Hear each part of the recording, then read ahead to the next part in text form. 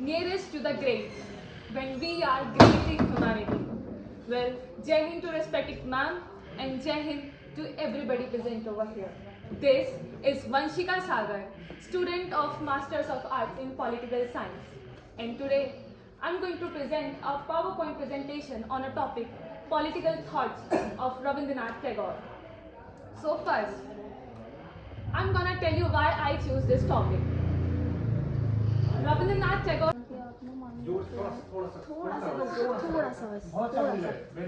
इनका उद्देश्य सामाजिक, आर्थिक और राजनीतिक न्याय को स्थापित करना है ताकि नागरिक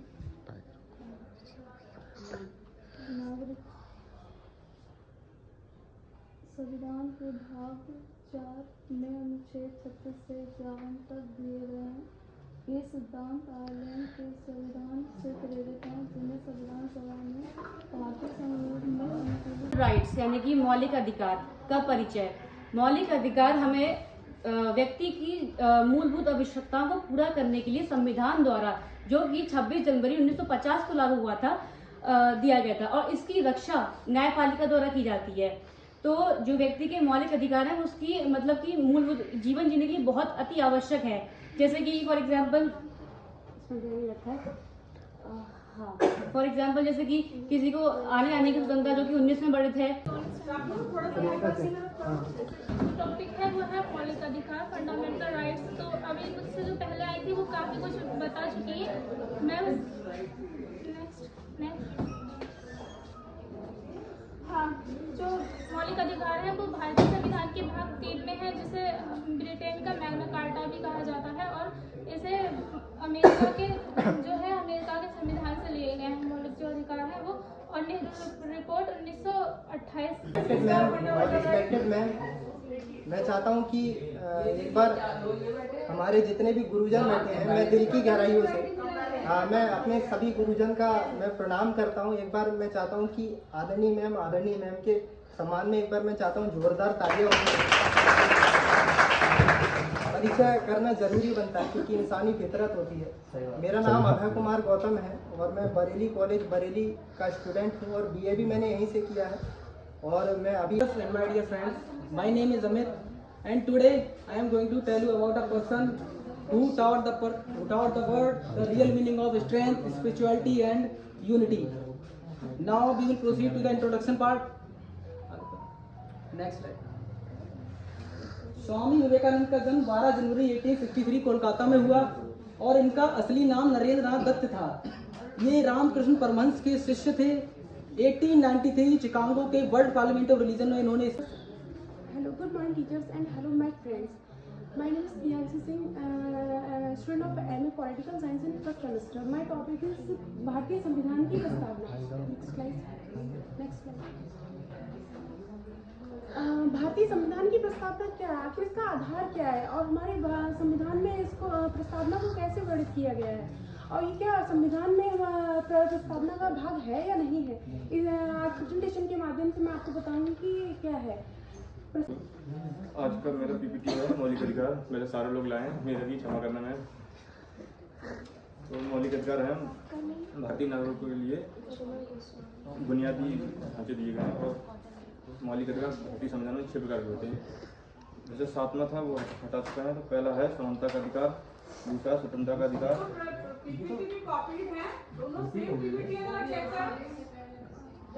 समानता का अधिकार जो 14 से 18 अनुच्छेद में दिया गया है।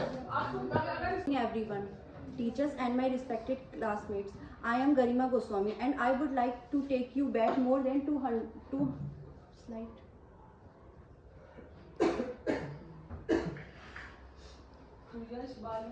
And today I would like to take you back more than 2,000 years to a time when India was divided into a small kingdoms and a power was shifting between rulers. Amid the choice, strategies and visionary, Kautilya, the man who changed the destiny of India, known for his sharp.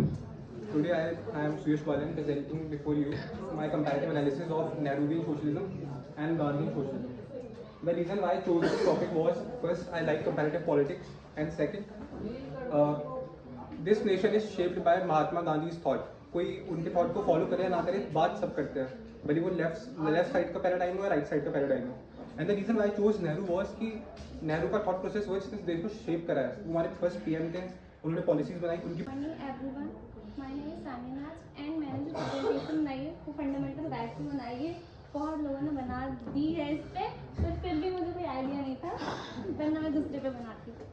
तो मैं सबसे पहले ये कहूँगी जो मौलिक अधिकार होते हैं उसको मूल अधिकार इसलिए बोला जाता है क्योंकि ये व्यक्ति के लिए बहुत आवश्यक होते हैं. अगर व्यक्ति को, हम सभी के लिए ये आवश्यक हैं, अगर ये नहीं होंगे. My name is Sarthak Gupta and today I will be presenting on the topic Political Philosophy of Dr. B.R. Ambedkar, Social Justice and Democracy. So let's begin with the short intro of Ambedkar. Ma'am, over to the next slide. Dr. B.R. Ambedkar ji. Dr. B.R. Ambedkar born in Madhya Pradesh, the place named Maho in 1891. Next slide. I am talking about his early life and education. From a very young age, and respected faculty members, my colleagues and friends. Today I am presenting a topic in relation between central and state and distribution of the powers. Before going to the topic, I wish to ask a questions from my colleagues. Topic of my presentation is measures of central tendency, mean, median and mode. Next slide. Statistics. Statistics helps us to summarize large data into simple understandable values, or we can say measures of central tendency describe a single representative value around the data that are distributed. The common measures of the central tendency, or we can say the three measures of the central tendency are mean, median and mode. Or we can say statistics is the practice of collecting. किसी की मैं कक्षा semester first की छात्रा हूँ. मैं अपने राजनीति विभाग का एवं समाज शिक्षा विभाग का सहायता से धन्यवाद करती हूँ. आशा है कि मेरे द्वारा बनाई गई पीपी प्रेजेंटेशन आप सभी को अच्छी लगे. धन्यवाद. आज का मेरा टॉपिक है अनुसंधान क्या है. अंग्रेजी में अनुसंधान को रिसर्च कहा जाता है. डी का अर्थ होता है बार बार एवं सर्च का अर्थ क्या होता है खोजना. खोजने से आप सबको मतलब पता चल रहा है कि किसी चीज़ के अंदर जो मतलब किसी. मेरा पीपीटी प्रेजेंटेशन टॉपिक है संप्रभुता. संप्रभुता हम पहले बात करेंगे इंट्रोडक्शन की. तो इंट्रोडक्शन में क्या है, संप्रभुता किसी भी राज्य की मूलभूत तत्व है. यह राज्य की सर्वोच्च और स्वतंत्र सत्ता को व्यक्त करती है जो किसी बाहरी आंतरिक सत्ता के अधीन नहीं होती. संप्रभुता के बिना राज्य की कल्पना अधूरी मानी जाती है. अब हम बात करते हैं. मैं अपने सारे गुरुओं की वंदना करना चाहती हूँ. गुरु ब्रह्मा